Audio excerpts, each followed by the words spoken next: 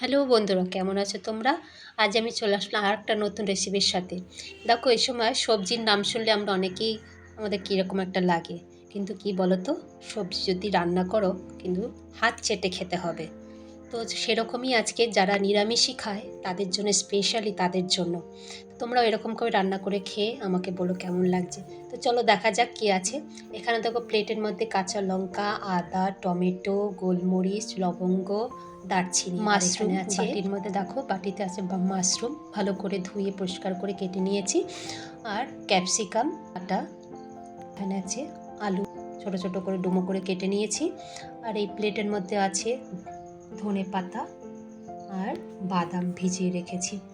আর অন্যদিকে বড় প্লেটের মধ্যে আছে দেখো, ফুলকপি ডুমো ডুমো করে কেটে নিয়েছি, আর হচ্ছে বিনস, সেটাও আমি কেটে রেখেছি। এবার কড়াই একটা বসিয়ে দিলাম। কড়াই বসাতে তেল গরম হতেই তার মধ্যে দিয়ে দেবো আমি ফুলকপি, বিনস, এগুলো একটু ভালো করে একটু ফ্রাই করে নেব, একটু ভেজে নেব।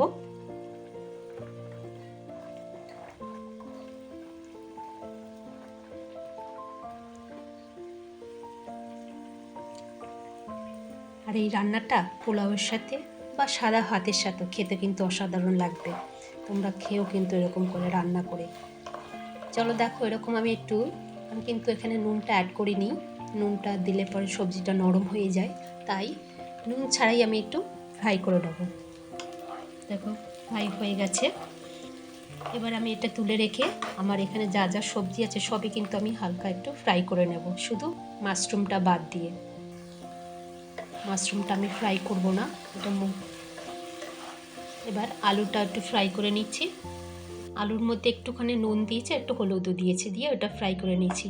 আর ক্যাপসিকামটা যখন আমি তেলে দিয়েছি, তেলে দিয়েই জাস্ট একটু নাড়াচাড়া করে তুলে নিলাম। এবার আমি ওই তেলের মধ্যেই আমি পেস্ট দিয়ে দিলাম, আদা, কাঁচা লঙ্কা আর টমেটোর পেস্ট দিয়ে দিলাম।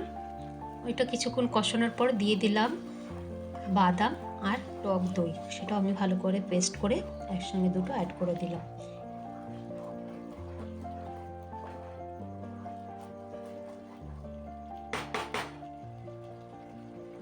এবার একটু কষানোর পর এর মধ্যে অ্যাড করে দেব কিছুটা হলুদ, একটু জিরার গুঁড়ো দিয়ে ভালো করে আমি এবার মশলাটা কষিয়ে তারপর আমি এখানে অ্যাড করে দিলাম মাশরুম। মশলার মধ্যেই মাশরুমটাকে ভালো করে কষিয়ে নিলাম।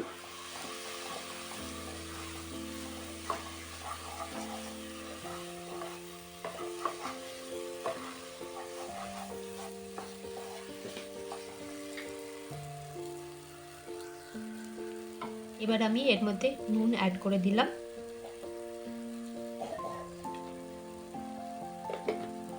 আর সব সবজিগুলো দেখো আমি কিন্তু ভেজে নিয়েছি, সেই সবজিগুলো আমি এখানে অ্যাড করে এবার কিছুক্ষণ একটু নাড়বো মশলার সাথে।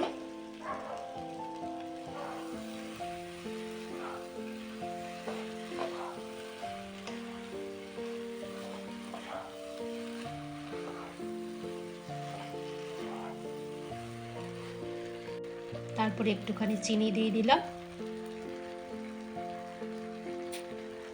তারপর অল্প পরিমাণে একটু জল অ্যাড করে দিয়ে কিছুক্ষণ একটু নাড়াচাড়া করব।